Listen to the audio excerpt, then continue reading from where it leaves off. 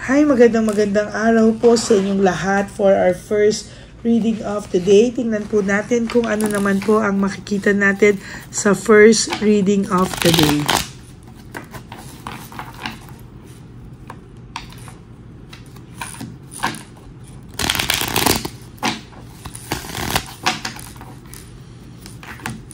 Kamusta po kayo? Napanood nyo na po ba yung first, second, and third reading natin? I hope na napanood nyo na po, no? Bago po kayo tumalon dito sa ating first reading of the day. Napanood nyo na yung first and second reading. 1, 2, 3, 4, 5, 6, 7, 8, 9, and 10.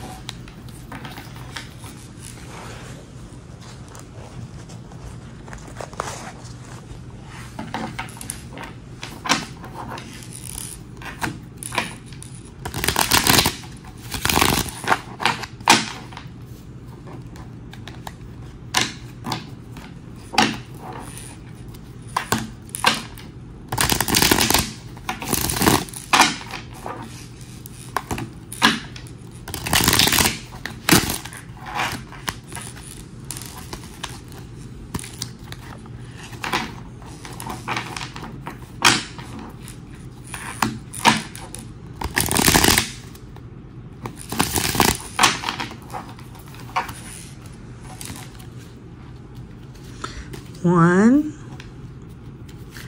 2, 3, 4, 5, 6, 7, 8, 9, and 10.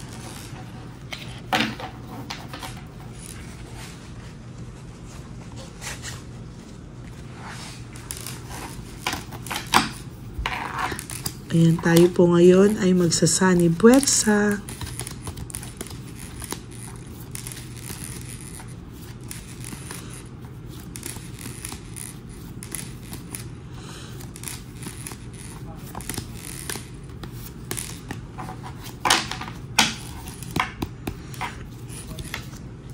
Next, maganda po ang first card mo. This is about joy, courage, and determination. So nakikita ko po dito, unting-unti pong babalik ang determination mo, ang courage mo, yung saya pong nawala sa iyo, no, ng matagal na panahon. Nakikita ko po dito na makaka-recover ka po kung akala mo po na very, very dark ang iyong mundo ngayon, na para ka pong ang sinakluban ng langit at lupa. There will come a time, sasaya ka na po at malapit ka na pong makarecover at malapit ka na pong sumaya ulit. Kailangan mo lang daw pong i-accept, i-clear yung mind mo, magkaroon ng bagong perspectiveness or perception na magkaroon ka ng bagong perception sa buhay mo, magkaroon ka po ng bagong goals sa buhay mo, or magkaroon ka po ng isang major decision. At alam nyo po, magiging masaya ka po sa mga susunod na panahon. Magiging maayos ka po sa susunod na panahon. There is this willpower, desire, and manifestation. Sa nakikita ko po ay may willpower po akong nakikita dito, no, na sana po ay maramdaman mo sa mga susunod na panahon. Magkakaroon ka po ng willpower, desire, manifestation sa magiging mas maayos mo pong buhay, no? So nakikita ko po mas magiging maayos ka na po sa mga susunod na panahon. Whether you like it or not, makaka-recover at makaka-survive ka po. Makakaramdam ka po ng major na ikaw na po mismo yung mapapagod, no? Sa totoo lang po, no? There is failure and sa partner mo po or sa person mo po, siya po naman ang babaliktad niya. Sabi ko sa inyo, babaliktad na yung mundo nyo. Siya naman po yung makakaramdam ng mga sakit na ipinaramdam niya sa iyo. Siya naman po ang makakaramdam ng failure at ayan po, siya na po ang makakaramdam niyan. Lagi po silang nag-aaway ng person niya ngayon o ng third party, no? Para rin po siyang pagod na pagod, may anger, may argument, talagang pagod po ito when it comes to dito, no? Makikita mo po na talagang parang hindi po ito natatapos yung kanilang hindi pagkakaunawaan, yung kanilang pag-aaway. Kaya po siya nakakaramdam ng matinding emotional loss, emptiness. Sobra po ang mixed emotions nito ngayon. Sobra pong parang may usok-usok yung kanyang ulo, no? Para po siyang kinukuluan, no? Para po siyang sobrang empty, sobrang emotional loss. Talaga pong dahil sa sobra nilang away, sobra nilang argumento, parang pagod na pagod po ang person nyo sa ngayon. Kaya ang sinasabi niya, baka dahil sa ginawa niya sa iyo, siya ay nagkakaletse-letse na. Ayan po ang nakikita ko, no? Pero sa ngayon, medyo mataas pa rin po ang kanyang pride. Hayaan nyo lang po kainin siya ng kanyang pride dahil there will come a time you will no longer care. Ay, ang saklap, no? Pagka na-realize niya po yun, there will come a time you will no longer care sa kanya. There is this doubts, lack of self-awareness. Sa nakikita ko po talaga dito ay meron po ako nakikita dito na doubts. Lagi po siyang makakaramdam ng duda sa lahat ng nararamdaman niya, lahat po ng sakit na maiisip niya po, no, na hindi po tama ang mga nararamdaman niya. There will come a time magmamakaawa sa iyo itong person na to, pero huli na po ang lahat. No, magiging masaya ka na, darating ang araw magmamakaawa sa iyo ito, pero huli na po ang lahat. Ikaw na po ang umayaw. Mas magiging maayos po ang iyong pamumuhay sa mga susunod na buwan, no, at mga susunod na taon. Sinasabi ko po sa iyo, mababaliktad na po ang tadhana nyo, o babaliktad na po talaga yung mundo nyo. Marami po siyang pangarap na babagsak, marami po siyang pangarap na hindi niya po makakamtan dahil po dito, no.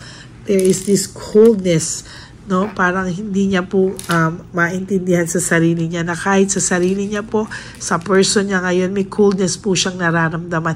Para po siyang walang gana, no, sa mundo ngayon, sa ginagalawan niyang mundo. Alam niya po na mali po yung mga taong pinaniwalaan niya, mga nag-impluwensya po sa kanya ay hindi po tama, na dapat hindi daw po siya nakinig. Pero huli na po ang lahat, no, parang nasaktan ka po niya ng sobra, at there will come a time na itong person na to na may darating sa'yo ay mas mamahalin ka. Yun po ang masaklap.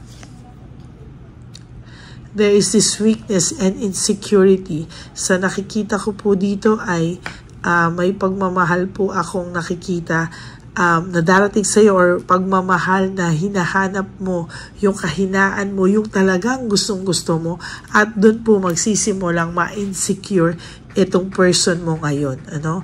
Somehow, hanggang hindi po ito nare-realize, hindi mo nare-realize yung worth mo, yung value mo, at nakatuto ka lang sa kanya, hindi po ito maaayos. No? There will come a time, mas maguguluhan ka pa po sa mga darating na panahon. No, parang nako, it's raining men. Parang gano'n ang mangyayari sa'yo, no? Kung kailang over ka na, tsaka siya magbabalik. Pero sabi ko nga po sa iyo, itong lalaking ito po, ang person mo po ito, medyo malabong magbago. Kahit magbago po ito sandali, ito po ay babalik sa dati. Marami ka pong naging difficulties, doubts sa sarili mo, lack of satisfaction dahil sa sakit, sobrang sakit na binigay sa iyo nitong person na to. Kaya nga po ang sinasabi ko sa iyo, no, mas maganda pong wala siya sa iyo ngayon, mas maganda pong maging masaya ka, mas maganda po na dumating yung araw at oras na maging okay ka na nang wala itong person na to, because this person doesn't deserve you. Hindi po niya ikaw deserve. Mas deserve mo pong mahalin ang sarili mo, deserve mo pong mahalin ang iba.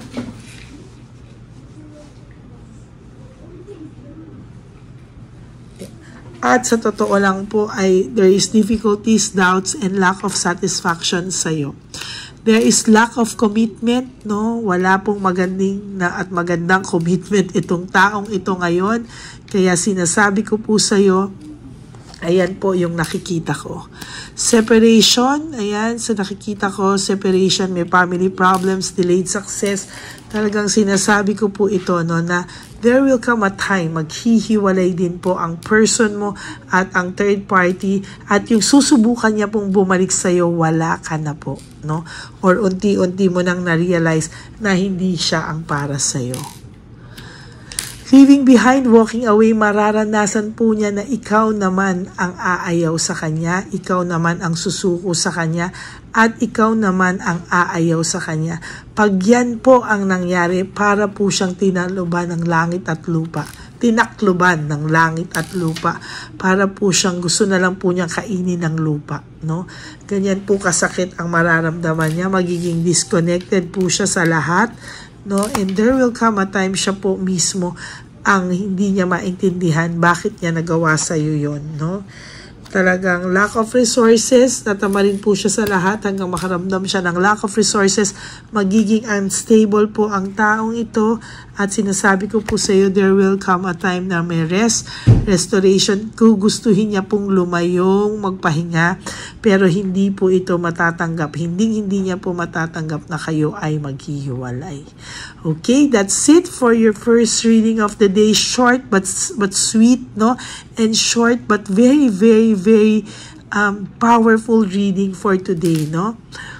Sana po ay naka-resonate kayo, and if you do, can you please give me a like and comment down below para naman po maanuhan ko din kayo, mabasa ko rin po ang inyong mga saloobin. Maraming salamat po. For those of you who would like to have a private reading with me, pwede po natin schedule yan. I would love to do a private reading with you, no, or pagpapaalaga. Just message me po at Lady Lee Elena, that's LADYLY Elena, nasa dulo po yan ang ating video. Diyan nyo lang po ako makokontakt, that's my only official and legit FB account. Maraming salamat po sa inyong lahat. And of course, for those of you who would like to give me a super thanks, I would really appreciate that and love that from the bottom of my heart. Tayo po ay nag-iipon sa One Love a Day Christmas edition for our street lolos and lolas. Maraming salamat po sa inyong lahat, and God bless you. And thank you rin po for not skipping ads. Tulong nyo na po yan sa ating channel. Alam nyo po na yung mga hindi nag-skip ng ads, yan po ang aking mga solid and ever loyal Lady Elena friends, family, and subscribers. I love you all from the bottom of my heart. Mahal na mahal ko po kayong lahat. At alam ko po na darating po ang araw na mapapatunayan ko po sa inyo kung gaano ko po kayo kamahal. Sana nga po ngayon napapatunayan ko na sa inyo na kahit nasang lupalop ako ng mundo, ng daigdig, ng lugar, kahit may sakit ako, hindi po ako nawawala ng reading of the day. Kaya maraming salamat po sa inyong lahat. And ang lagi ko pong pinapaalala sa inyo is that life is too short. Don't make it shorter by stressing yourself from all the pains and heartaches na binigay sa inyo ng kahapon. Just surrender everything to the divine universe and just let go and let God write your life and love story. Isa pa po is to live one day at a time, no? Huwag niyo muna pong problemahin lahat ng mga okasyon na darating sa buhay niyo. Birthdays, anniversary niyo, mansary niyo, weeksary niyo, lahat po ng tungkol sa Kanya. Lalo na po ang lalalapit na Pasko, Bagong Taon, at lalo na po ang Valentine's Day. Huwag niyo pong problemahin yan. Just live for today. You do 3 things that will make you happy for today. Prioritize yourself and sleep tonight, no? And know that tomorrow is another day. Okay? Maraming salamat po sa inyo. God bless you all, and I will be back for our second reading of the day. God bless you all, and I love you all.